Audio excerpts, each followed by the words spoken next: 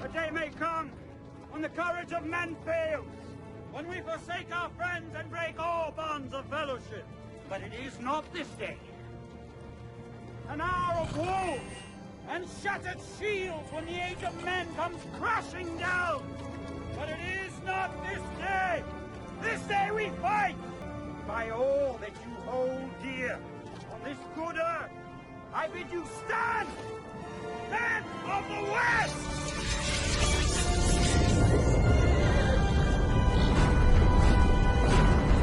Hello everybody, I'm The Last Pretender, and today we're going to be playing a little bit of Dominions 5, to nobody's surprise. And we're going to be playing as a man with, this is our Pretender. Now hopefully I was a good boy and uploaded things correctly, so that way I've already gone through Pretender creation, why I decided to go with Grace Kelly here, a little bit about her build. In hindsight, putting a little bit of Earth would have been good. Just 1 point of Earth would have been nice. I don't know how to manage that. But anyway, I'm going to go over some turns because we've been playing for a while. So we're in the game Forlorn Hope. Nope, not what I want to do at all. Let's go here. Now there's a lot. I'm in several games as man that I tried. This game is over and I won it. This game kind of went sideways in a variety of ways. Mainly of which I don't think it's terribly interesting. But we're going to go ahead and go over turn 1 in Forlorn Hope.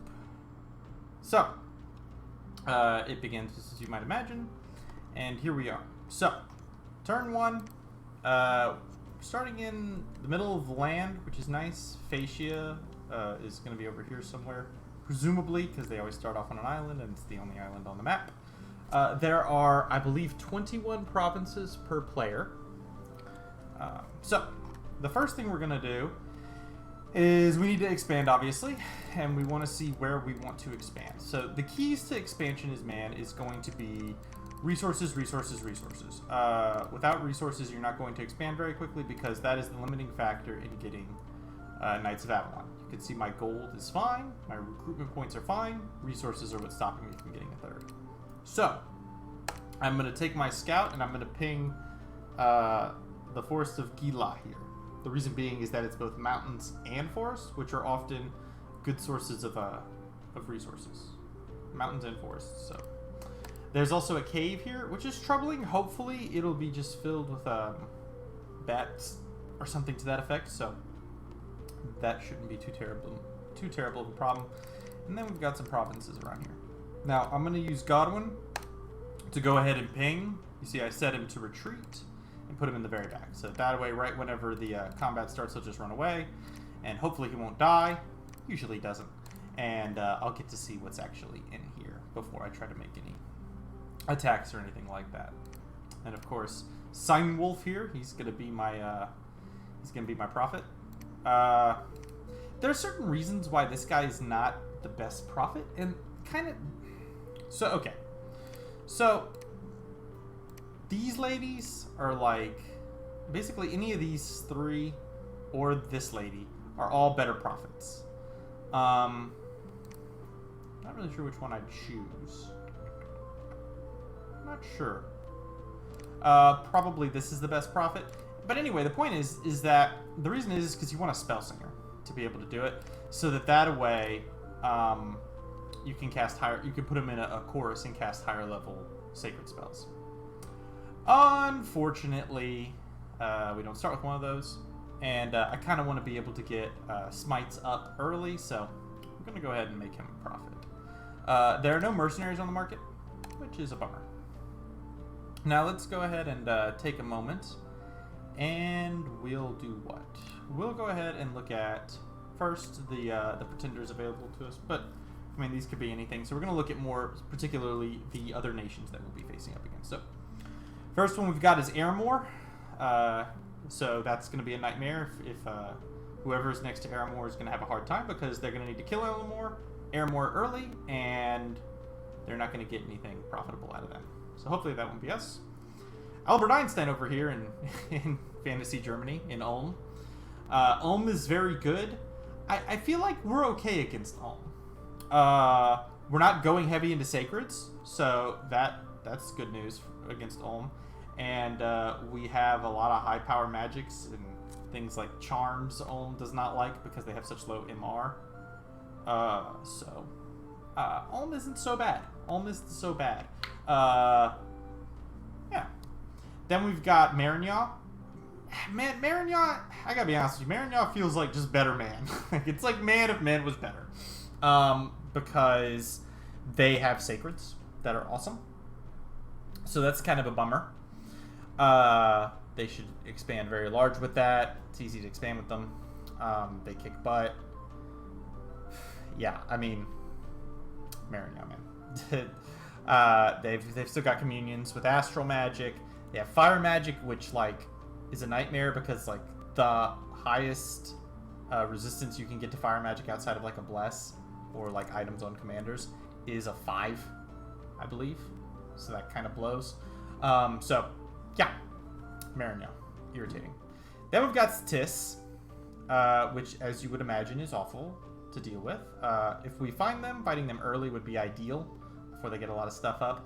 On the plus side, as far as nations handling Tis, we're not bad because we do have access to nature magic, so we can cast Poison Ward and Serpent's Blessing and even Relief and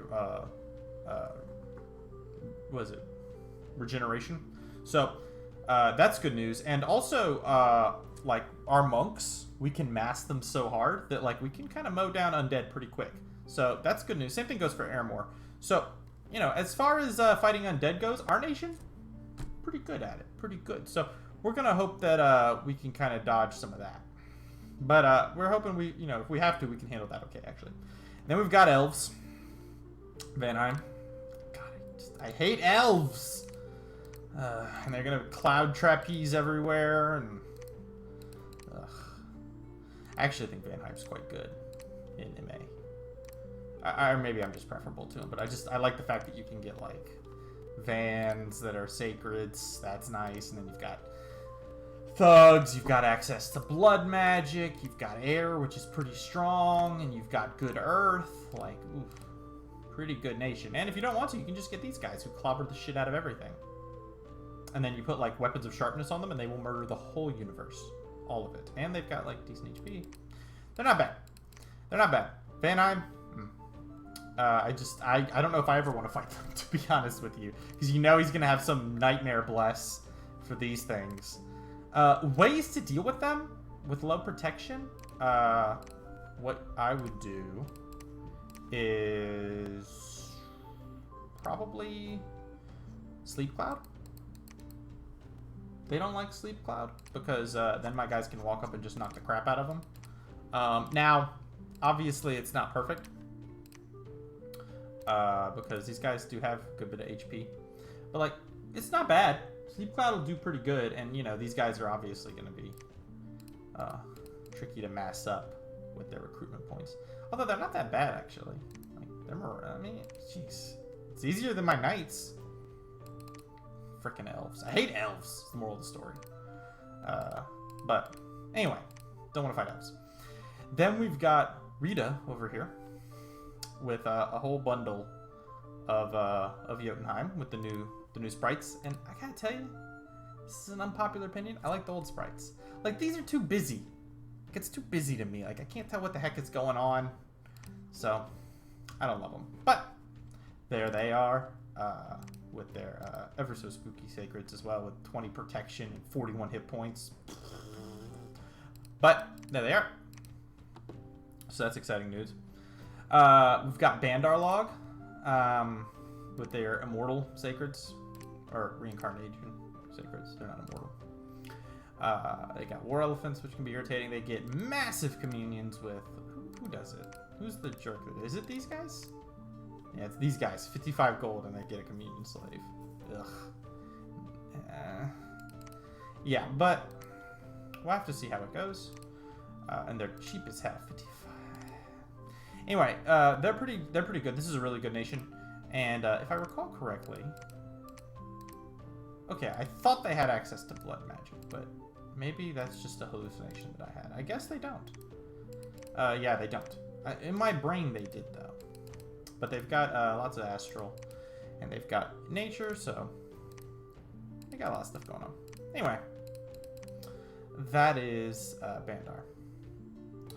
And then Ishtad. Now, Ishtad is very terrifying. Because the question is, how do we deal with them? I mean, look at this. Well, usually this is the one that they mess up. So 15 protection, not the end of the world, but 50 hit points? Ugh. I mean, I've never actually done it, but I believe the move at that point in time is to mass up foresters. They're dual wielders, they've got an axe and a dagger, and just kind of hope for the best. So, that's Ishtad. I don't really know what's going to be going down with them, but hooray.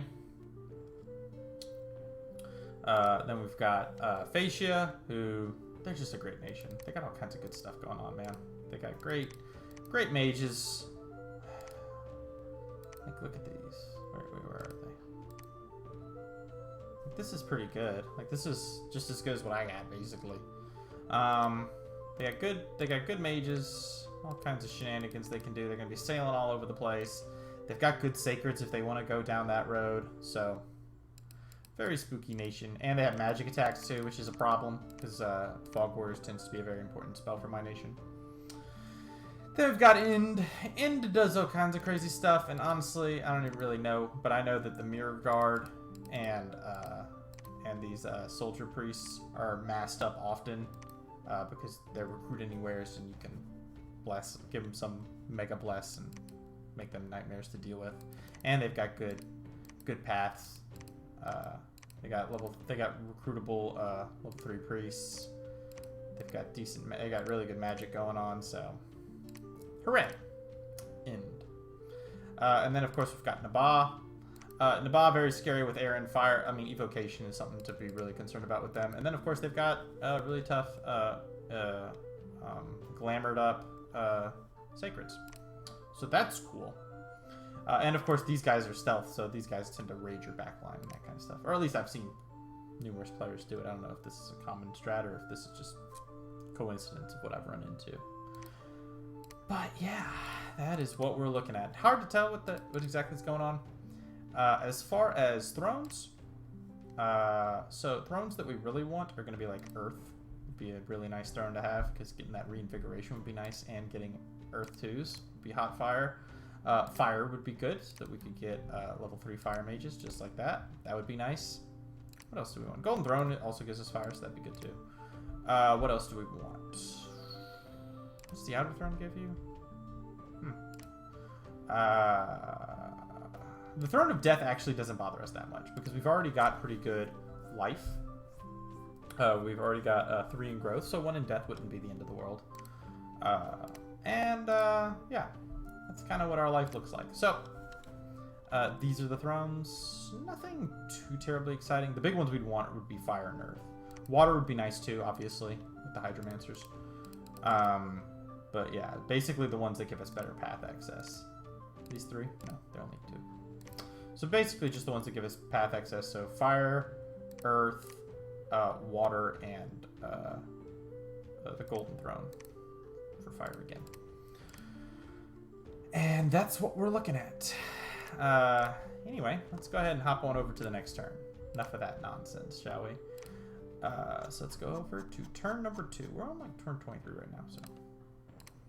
Turn 2. So a bunch of people, you know, did their stuff. Aramore said some stuff. I didn't read this the first time it happened. And so, I'm not really interested in what this says. It probably says a lot of things, but basically we're going to try and kill him. This is a very charming RP, though, so you might want to read that. But I didn't read it the first time. Now we're going to go ahead and take a look and see what was over in that forest mountain area. That's our boy. And you see he just runs right away. And a bunch of barbarians. This sucks. That's what this does. This just sucks. I hate this. So, there's really not a lot I can do about it other than just be sad that it happens to me. But there we go. Yeah. So that is tough. And the reason that's tough is because, how many are there? 40. So 43 total. So the reason that sucks is because my knights, which I'm recruiting, because they're best for expansion, like they can get surrounded and butchered by barbarians. Unfortunately, there's also barbarians here, so that's wonderful news. And they've got cavemen who hit like trains. So this sucks as far as spawn locales. This seems to have fewer barbarians, but I mean that might just be 40 as well, so we don't know. So this all blows. And these guys are dangerous to fight as well if you don't have a sort of optimal number of knights.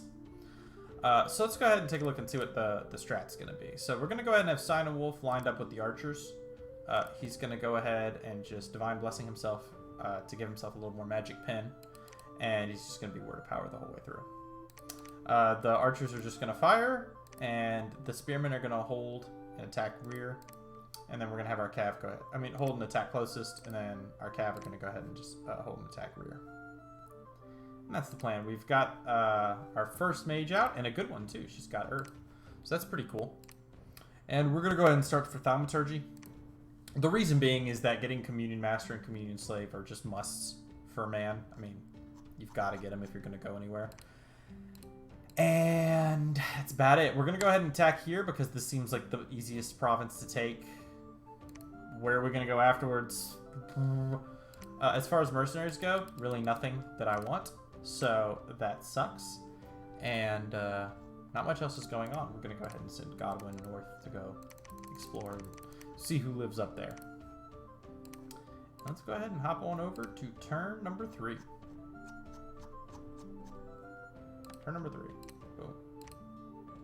So, we got some Thaumaturgy and Alteration going. One of the reasons we want to run through Alteration is just because it's like such a good school for us. It gives us a ton of things that we want. And we had our first battle. Let's see how it goes. Alrighty, I like to do 2 speed, so yeah, this is very beatable. This is not the end of the world. So here go our boys. Alright, our spearmen caught everything. And they're getting killed very quickly, sadly. And our knights are not killing stuff fast enough. But I don't know. So, are these guys routing? They're routing. Interesting. So they just took enough damage. They just took enough damage. Wow. Whew. And they killed the last of the commanders, so that should be everybody, right? Or no, one of these guys might be a commander. Are any of you guys commanders? Somebody was. Anyway, they're all routed now. But sadly, all of our frickin' spears are dead. Except for this guy. Who's crippled, I assume? He's got a limp. Let's see if he stays. Yep, he stays. Alright, good for him. So, that kind of sucked, as all of our spears are basically gone. Woo! So that all sucked. But we took the province at least. Now, we're still only getting 2 a turn. Because this does not provide a ton of resources, and we have no idea how much this would produce a bunch of resources. Yeesh, I want that so bad. So Sign Wolf, I don't think that with this military he's going to be strong enough to go here. I don't think he's going to be strong enough to take these barbarians, so I'm going to go ahead and hit here. I think he can, particularly once I take her, because she does not have as good of research as she does, because she's got one more path. So, she's going to go ahead and take the 2 knights that we have and bring them over. We're going to continue to produce knights. And to save money, we switch over to making monks so that we can empty all of our frickin' money to get the Blackbone Pirates. The Blackbone Pirates are not great. They're kind of just normal dudes with like 10 attack, 10 defense. But like being able to get 25 of them seems nice. And they're going to be good meat for our cav. And hopefully they'll be enough for us to take out these barbarians. There seems to be more barbarians than were suggested before, so there's probably, I mean, last time it said there were 40, and now it says there are 60, so that's wondrous news. I'm very excited to hear that there's more than I thought. There's still 30 cavemen, so that's probably how many there actually are. And, yeah, we're going to go ahead and... Oh, that's right, I don't put any province defense here because I spent all my money trying to get these pirates. Very important that we get them, because if we don't get them, I don't realistically think we can expand next turn. Unless we want to take this little swamp. So, all very exciting. Not a lot else going on. So, we're going to go ahead, and I want to get to turn number 5. So, let's go ahead and get to turn number 4. See if we can do turn number 4. Bang! Looks good. Awesome. Woohoo! Alright, so one of my dudes died. Wonderful news. Let's go ahead and see how that battle went over here. I figured it wouldn't be that bad with our cavalry. So you can see we put them in the front. Archers are still going to be set to fire, and our cav are going to hold and attack the closest. She's going to be casting aim, so my archers are a little bit better. And here go my cav. They'll chew up militia real well. Unfortunately, my guys did turn and go up here. And honestly, that may have saved some archers. This one little dude here. It's so hurt. It's crippled and has a limp. But anyway, we win with no casualties. So that's pretty righteous awesome. We're very excited about that. And the Blackbone Pirates join our cause. So hooray. So there they are. And I'm going to go ahead and take this monk. Give him the cav. And they're going to converge here. So you can see these are the knights and stuff. We've got our Blackbone Pirates are going to be set to just attack. And our cav are going to be holding attack. So ideally the Blackbone Pirates are going to hit first and soak up some of those barbarians, kind of tar pit them a little bit, so our knights can come in and just sort of buzzsaw them down. And I mean, the real dream, and this happens often if you have enough, is these archers pick apart their commanders. Because this is actually one of the things that archers can do, is sometimes, especially if you have, this isn't really quite enough, I'd want probably 20. But if you can get like 20 archers, man, like the odds of them just sniping out the commanders before they even get there are not low. It's actually pretty good. I'm going to go ahead and get Sermon of Courage going, because these guys have that -1 morale, because they're being commanded by a monk. And I think I had it last turn too. I wasn't paying attention. Let's see if I did. Let's see if I did it. Divine Blessing. Yep, Servant of Courage. Yep, so they're all brave now. Look at that morale. 16. Delicious. Any of you guys have XP? No, none of y'all do. Y'all all suck. Alright, but anyway, so that's great. So, again, we're going to continue to XP out, and take a look at this. Woo, hooray! Heavy calf. So, things are not getting better as we kind of search outward, and then they've got barbarians here. So this is very fightable, and this is very fightable. These two should be easy kills, but barbarians, ugh. So another pain in the butt, but we're gonna see how it goes. On to turn number 5, and we're gonna go ahead and call it right there. Do the next episode. All right, here we go. Boom. So some more dudes died. Let's take a look and see how we did against these barbarians. So here come the Blackbone Pirates, and this seems to work just as I kind of hoped it would, right? They're going to go ahead and go first, and then my knights are going to run in behind them, and my pirates are going to get shred. Why is that? So attack skill and defense skill, not that big of a deal. HP's reasonable, and they hit like trucks against barbarians. The problem is that barbarians, even with this 10 attack skill, their length of their maul is 1 more. So, like, it's going to be noticeably harder for them to get any hits in, and these barbarians are just going to clobber everything. Interestingly enough, I want to actually see this again. Hold on. Because we might have sniped out one of their commanders. So this is their commander. He does die. Let's see how he dies.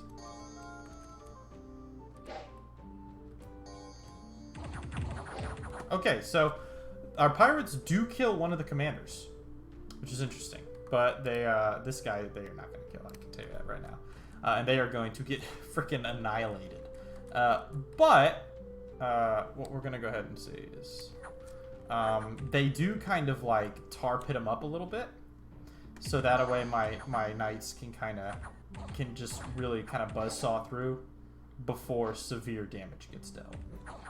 They don't get totally surrounded. I mean, this guy a little bit, but like it's not as bad as it could have been if it was just my knights barreling in there first. Now, their commander has been killed. I guess it's taking a while for them to realize it. He killed the spearman who was lame and crippled and then ran. So, fortunately, none of my knights die. So that's pretty cool. I don't think they die. Let's see here. Did any of the retreaters kill them?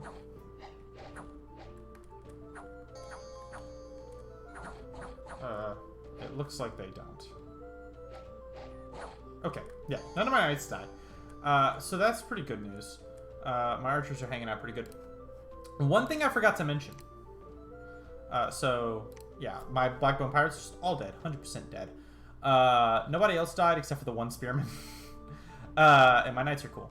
Now, one thing I did forget to mention is that the last turn, again, to save money, I recruited archers instead of cav. No, last turn I recruited archers instead of cav, hoping that maybe they can snipe out the commanders of these barbarians. Because there's a bunch of them. 50 is probably about right. So, that's what's going on. Why are you here? Oh, because you ran away from the battle. You panicked and flipped out. So, good job for you. Moving north, we still haven't found anybody, so that's good news. We did find some infantry, so that's not a huge deal, but the fact that there's cav here is kind of a problem. But I guess it's possible that we go, like, here, here, and here. That'd be okay. And we got a bunch of archers, so that away we can shoot stuff. We're going to start trying to recruit as many cav as we can, along with a knight commander, to lead our troops. The reason we want knight commanders to lead our troops and not like somebody cheaper, like just like a monk or something, is not, or even Lord Warden. The reason is not necessarily because of leadership reasons. It's because of mobility. Like these dudes, like 22 map move, and these things have 20, I believe. Yeah. So with 20 map move, like it's easier for us to dodge around like these guys, so we don't have to slam into. It's harder for us to get choked up by really powerful indies. So it's kind of why we're doing that. Nothing else really going on here. We're gonna go ahead and merge here. You can see once again we're doing the same kind of strategy. We can't put them in a line, which is a bummer, but Lotha here is going to be casting aim on these dudes to make them more accurate. And same kind of plan as before. Second verse, same as the first. We're going to be shooting a lot of archers. My cavalry are going to ride out there and try and kill all these dudes. And that's kind of all I got going on. Anyway, that's been episode 1 of our Redemption series as Last Pretender Plays Man. I'll see you guys next time. Take care.